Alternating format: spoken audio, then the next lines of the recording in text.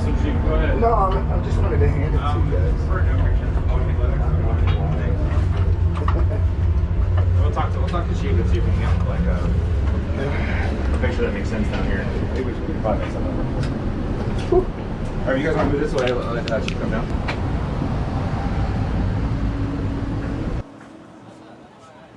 So one of the different things that the newer Virginia class submarines have, because the older submarines have their control room in the upper level. So each level is 3 levels. Our control room is in the middle level, which I'll show you. That leaves a lot of room up here for all of the berthing for the crew. The crew's made up of about 150 sailors. We only have about 112 racks, I believe. And so what that means is we'll do things called hot racking, where we'll put 3 sailors in 2 racks, and they'll cycle through with their duties, whether it be training or standing watch, whatever the case is. And this is one of an example of where the sailors will live. This is one of our 6-pack berthing areas. Each sailor gets their own rack, unless they're hot racking, like I mentioned. And again, put all their stuff underneath the rack. They got a foot locker here, and that's basically where they live. So one of the capabilities that Virginia class have is a lockout trunk. So a lockout trunk, we can support special operations forces. And what we'll be able to do that's unique to Virginia class is we put up to almost 20 special operations forces, their equipment into the lockout trunk. There's partitions up here now, so it looks like it's very confined behind the hatch here. But we'll pull those partitions out, load this up, and you shut the hatches, flood down the lockout trunk, and they're able to lock in, lock out to be able to leave the ship and recover the sailors. We could also do, Virginia class can also do is support a dry dock shelter, which is kind of like a garage in essence. It attaches to the top of the ship and allows the capability of having a steel delivery vehicle or different soft equipment that we can launch and recover from topside, all while we're submerged under the water. The submarine's not made to drive on the surface. I mean, we're in essence a tube, and so we're not good at driving on the surface. It's just not what we're used to. So where we're proficient, obviously, is when we're under the surface. So when we do things like lockout trunk operations, or we do anything where we're close to the surface, we'll be at periscope depth, to where the entire ship is submerged with the exception of any masts that we have, like the periscope or any communications mast, a handful of feet above the surface of the water.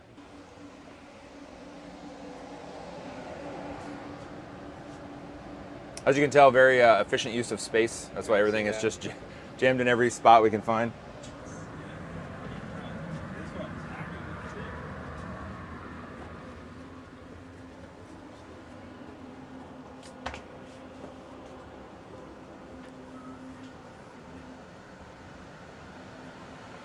All right, so this is the control room. This is, again, the brains of a majority of our operations while we're submerged, or even surface for that matter. Before we get into discussions of the control room, again, the submarine's cut into basically 2 distinct compartments, right in half. The latter half of the ship is the reactor compartment and the propulsion spaces, all of our things associated with our nuclear power propulsion. Again, we're nuclear powered, so we're only limited by the amount of food that we can have on board. We usually load anywhere from 60 to 120 days of food. And that's the only thing that really can limit us. The forward compartment, 3 levels. We're in the forward compartment middle level right now. Again, this is the control room. A couple distinct parts of the control room. You want to come up here? You have the ship's control station, and this is where we drive the ship from, in essence. Older ships had multiple watchstainers that would sit here, and they would use actual mechanical operations where they would be able to turn left or right, move the ship up and down within the water column. What we do here, the pilot and the co-pilot, they fly the ship. Using the algorithm associated with the ship's control station, we're able to do as simple as when an order for a depth gets called, we enter that order depth, hit enter, and the ship will fly to that whatever depth that we've asked. The computer would do that? Yeah, it's all an algorithm. So you can operate this in automatic, you can operate it in manual if you want, but because of the automatic algorithm that the ship's control uses, and it's very effective and does a great job, we use that the majority of the time. Do you rely on this one underwater, or is just for surface? Yeah, this video. So it's a good question. So one of the great things is you look around the control room, all of these screens. There's over 50 screens in control, and we have a system called ADOS, which is Any Display Anywhere, which allows us to configure the control room for whatever mission we have going on. So right now, while we're on the surface, we have the periscope raised, which I'll talk about in a second. We can repeat that periscope display on one of these screens. we're doing a different mission, we'll be able to use these screens for whatever makes the most sense for the mission that we're accomplishing, right? A little about the ship's control station. You can see as you look across these screens, these are all with the advanced technology that the Virginia class uses, all touch screens. They control our air systems, our hydraulic systems, and our trim system, which allows us to maintain buoyancy. As you can imagine, when the ship submerges, that's important. When we do submerge, we have our ballast tanks. They're full of air right now when we're on the surface, and in essence, to sink the ship in a controlled manner, we'll open some vents on the top of our ballast tanks, and they're open on the bottom. All the water will flood in, right, and we'll submerge.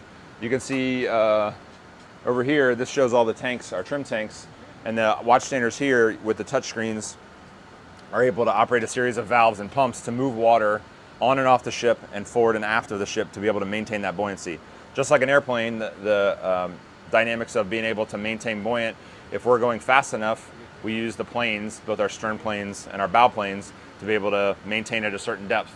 The slower you go, if we're heavy, we'll sink. So they're able to put water on and off the ship to maintain that buoyancy while we're operating. As you move back, this is the command workstation. So when the officer of the deck who is in charge of the watch section is standing watch, they're standing right here. This is kind of the con, so to speak. Similar to what I was discussing before, these screens are able to we're able to pull up whatever we think is necessary, whether that's sonar screens, fire control screens, or the periscope. And here we have the periscope up. One of the unique things about the newer Virginia class is the older Virginia classes, which again are not that old, used to have a joystick to be able to control the periscope. They did a number of different studies with a newer generation of sailors that were coming in and said, hey, how can we make this more intuitive? How can we make it easier for them to get proficient faster, right?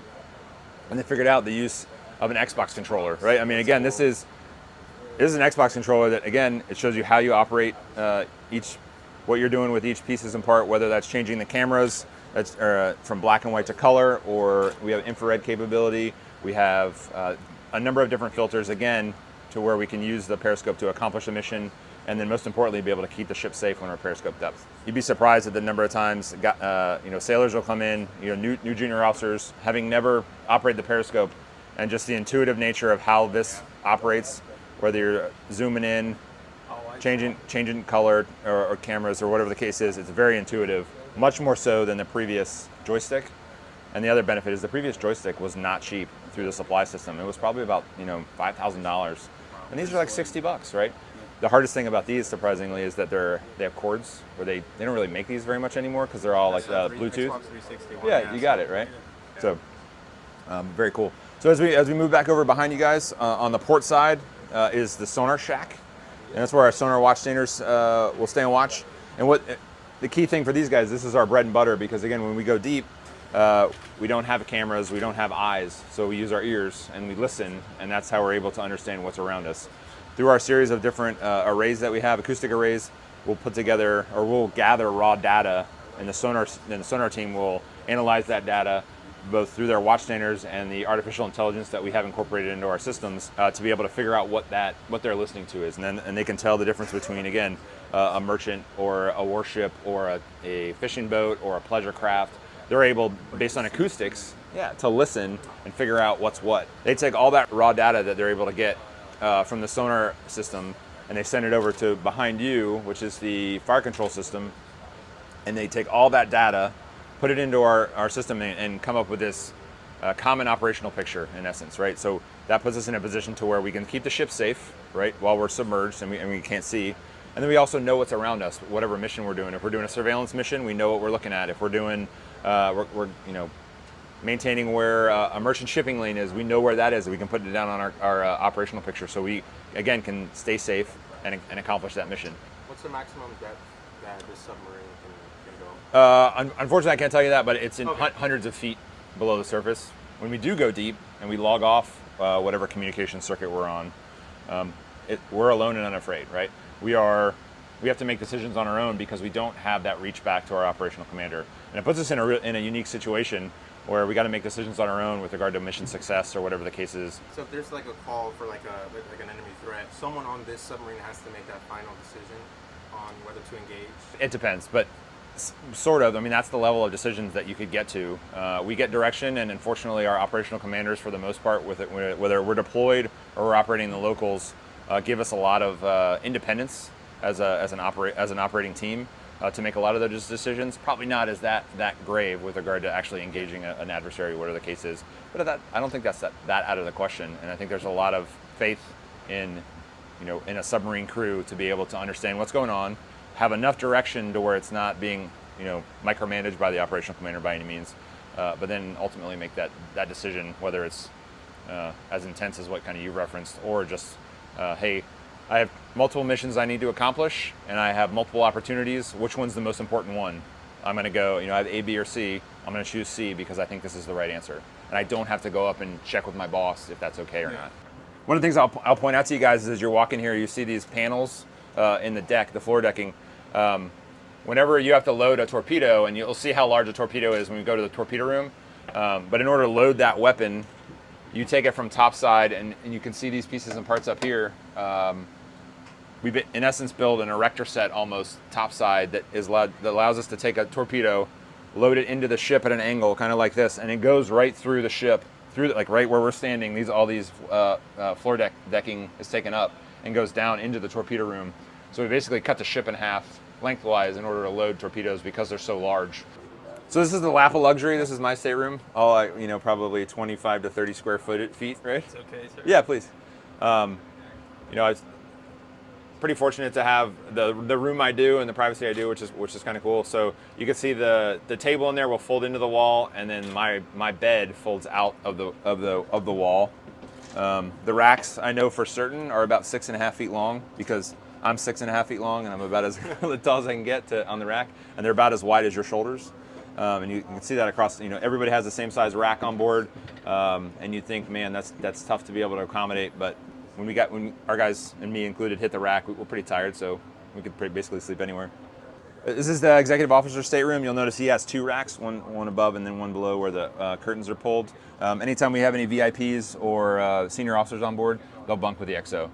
We were talking countermeasures earlier. So this is our internal countermeasure space, and you can see the 2 tubes there. These lockers are loaded with our countermeasures, and we load those in, and this is where we shoot those countermeasures should we need to. And flares, like what you had mentioned earlier. Interestingly enough, too, you saw the XO and my staterooms. That's kind of both our where we sleep, where we work, our offices. The chief of the boat, this is Mike McKelly. He's Master Chief Mike McKelly. He's the senior enlisted on board. That also doubles as his office, so you can see. Again, very efficient use of space across the board. So we saw some berthing up in fore compartment, upper level. So the officers on board are in staterooms. This is an example of one of our staterooms. We have 4 staterooms on board, 3 racks, 2 desks, and again, one officer is probably on watch, while the other 2 are either doing work or in the rack, whatever the case is. And so we have 3 other staterooms just like that one. All right, we'll head down to the torpedo room. Cool. Are you working like 10-hour shifts, 12-hour shifts here, sir? So that's a good question. We operate on a 24-hour day. I'll explain this when we get in the torpedo room. Come on in. Sure.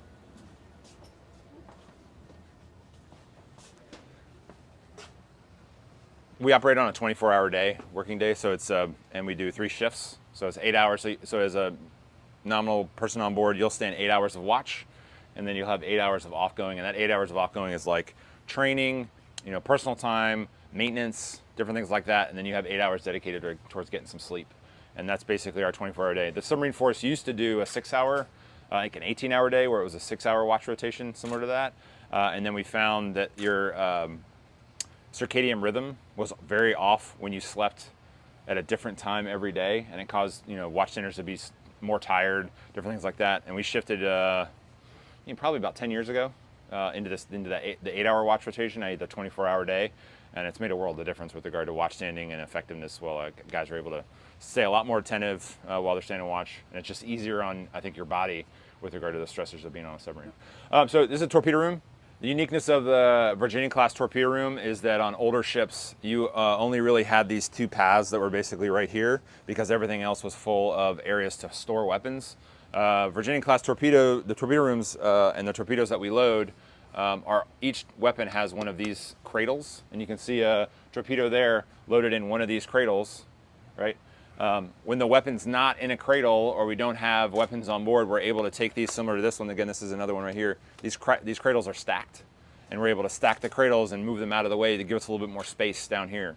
That space can be used from anything from training to just leisure space for the guys. Again, space is a hot commodity on board, and if we can give more space to the crew to either relax or train, or sometimes we'll have workout equipment down here, we'll take full advantage of that. So torpedoes are about 3,500 pounds a piece, and again, incredibly capable weapon system, internal navigation system, internal sonar system, really capable weapon that we put a lot of effort into making sure that whatever our shot is right when it leaves the ship, but its ability to correct itself is pretty awesome.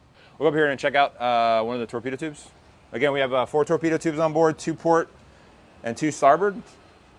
You guys are welcome to, here's a flashlight, take a look in there. Here. And good, in order to load a weapon, we'll set it up on the load line, which is the one right behind you. And each one of our tubes is not in line with the ship. It's just canted outward barely, right? And so when a weapon's on this load line, it gets lined up with a weapon and then pivots, so you get that angle. And then we use the electric systems that we have within the room to push the weapon into the tube. We'll shut that large door behind you. Again, once the weapon's in, the door's shut, the weapon's hooked up internally to the tube. We hook up the weapons, and that kind of our ability to be able to continue communications with the weapon once it leaves. Hook all that stuff up, shut the door. We'll flood the tube down. In order to get the weapon, if we're going to shoot it, we in essence pressurize the tube enough and use a ejection pump to push the weapon out of the ship. And then the weapon's smart enough to know that hey, I'm outside of the ship. I'm going to start up all my systems, including the engine, and go. The entire time maintaining that continuity via the wire, so we can update the solution that it has, or provide it any updated information from the data that we're getting up in the control room. As you move over here, so what you'll see is the continuing changing technology associated with our systems. So right here, all these systems are the ones that control the torpedo tubes.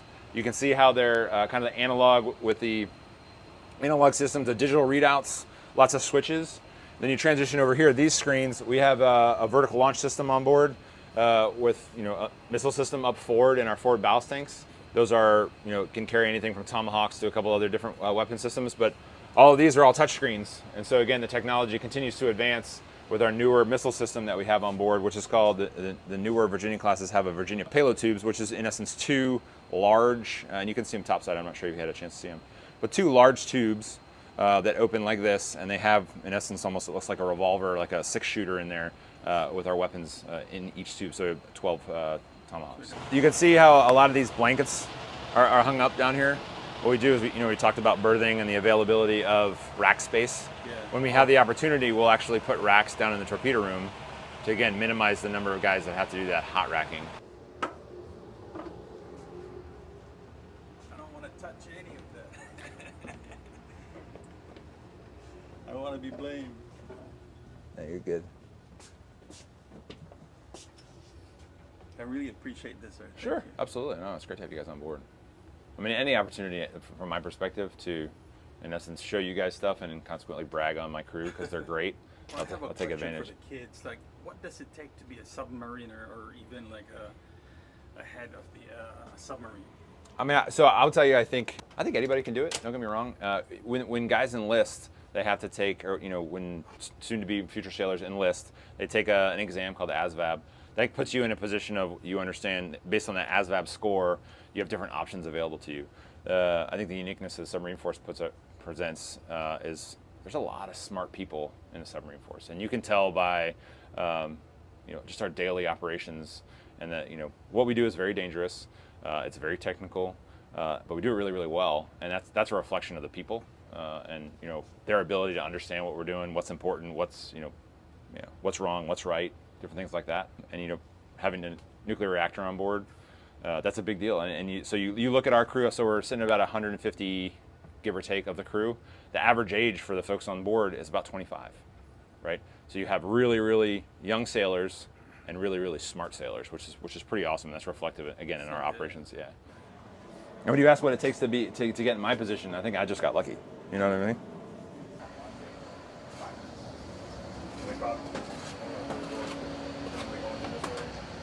You've been taking it back here at all? Or? So this is crew's mess. Yeah, that's where the crew eats. We also do, you know, training in here. It's also an opportunity for the crew just to relax and hang out, watch movies, play video games. Again, just relax. And you can tell by looking at the place, the state of Indiana heavily supports us. A lot of great support from the state of Indiana, and you can see the reflection there with the cream and crimson that matches the University of Indiana. One of the cool things that the ship got when we were commissioned, as the commissioning committee put together a number of tables for the crew. And you can see here, this commemorates the Navy Notre Dame at the end there. Football game each year. There's a couple other ones with like a basketball, like, you know, obviously Indiana University and Purdue, very high-end basketball programs. But what's cool about these tables, and similar to the one I'll show you in the wardroom, so this is wood all indigenous to the state of Indiana, which is cool. And you wonder, like, a good example of some uniqueness associated with this table is this white is actually an Indiana white sycamore. It's a unique, rare tree that they were able to cultivate and use that wood for this table, which is very cool. So I think you probably smell it, but the food on board a submarine is exceptional. I think it's the best food in the Navy. The biggest driver on why the food's so good, so you can see obviously space is at a premium. We have one freezer, one refrigerator, and then basically put food everywhere else if we can. They have to make everything from scratch.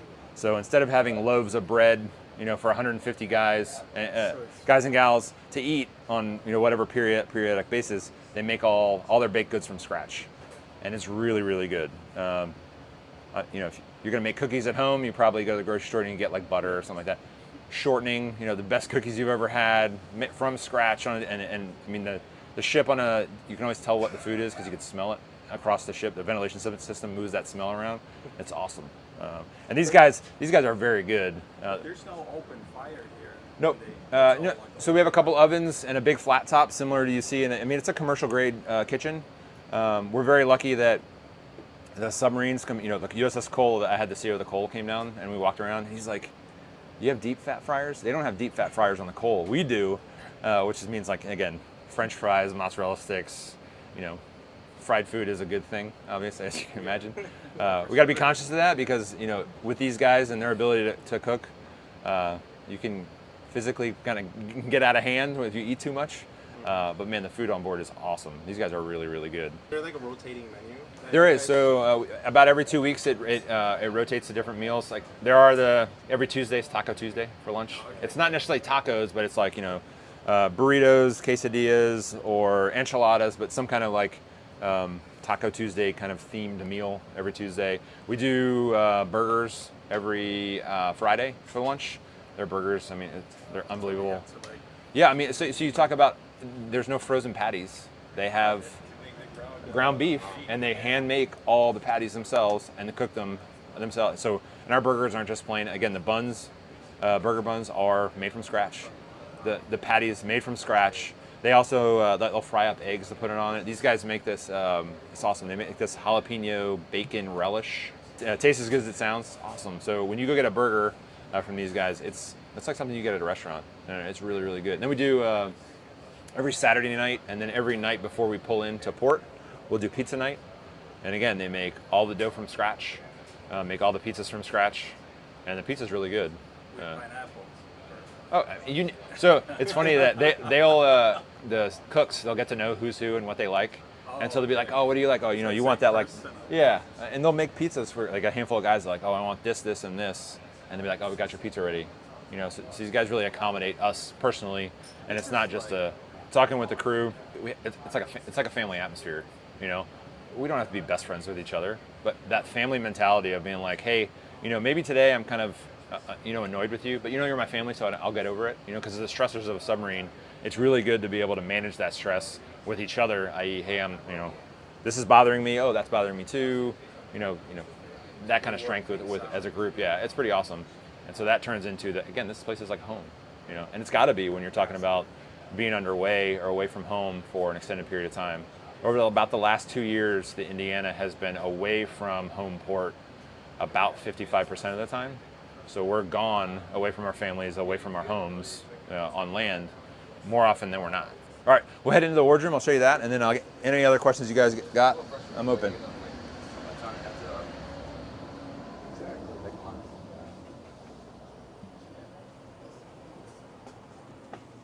So one of the unique things about a submarine is there's one medical professional on board, our doc, and he takes care of everybody. He's got a small space that you don't need to see. It's not that exciting. But something that's interesting about this, so this is the wardroom. This is where the officers eat. We have operational briefs in here. And again, it's where the wardroom, members of the wardroom or the officers get a chance to relax. I mentioned the doc because this is also Doc's operating table should he need to operate on someone, right?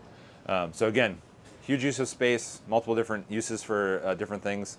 But again, this table, again, made of wood indigenous to Indiana and is a replica of a table that's about 3 times the size of this that's in the governor's office in the state of Indiana, which is very cool.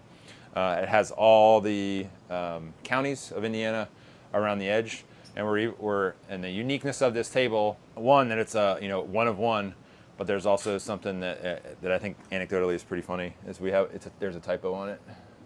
It should be Randolph, right? It's kind of funny. I mean, again, this is incredibly unique in its own right. Yeah, Indiana. So it's very cool.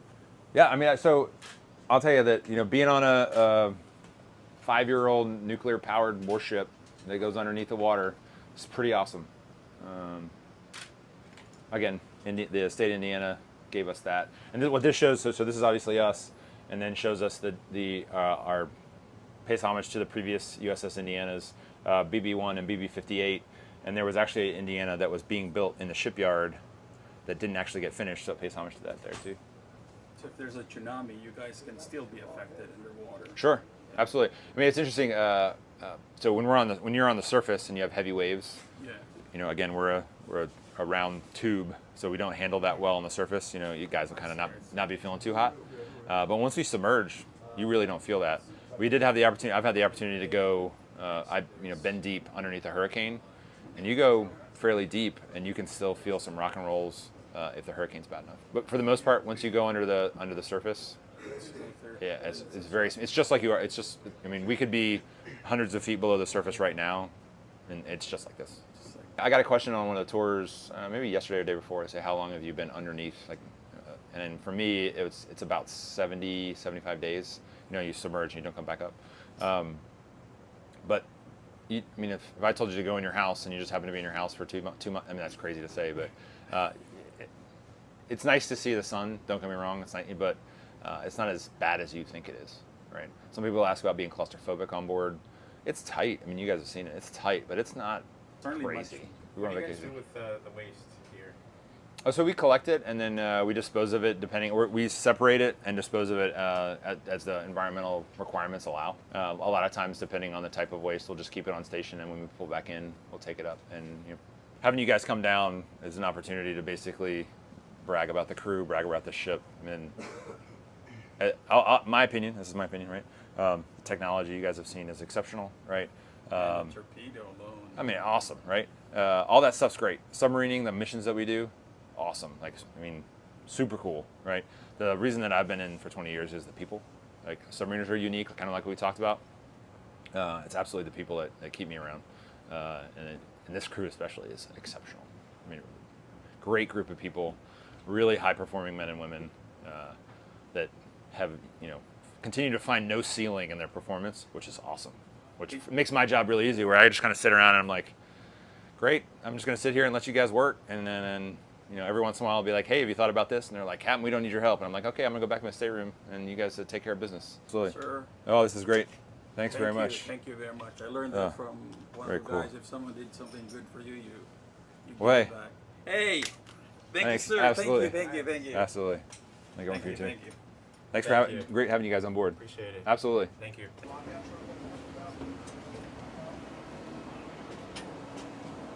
All right. Again, thanks. Thank you so much. On board. Thank you. Thank you for all the information. This was a cool experience. Hospitality. Thank you. Take care.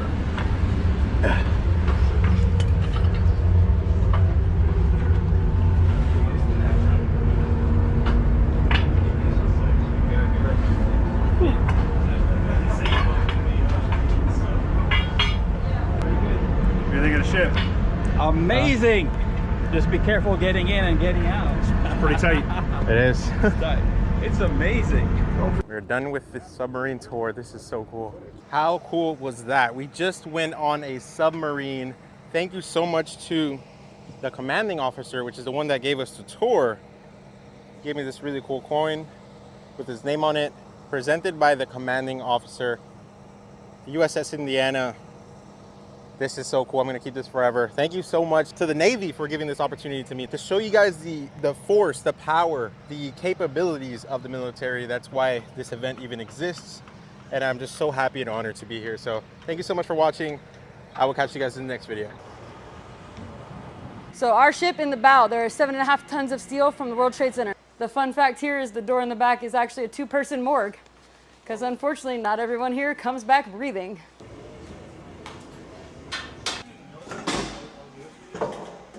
Welcome to the pilot house. This is where we drive the ship from.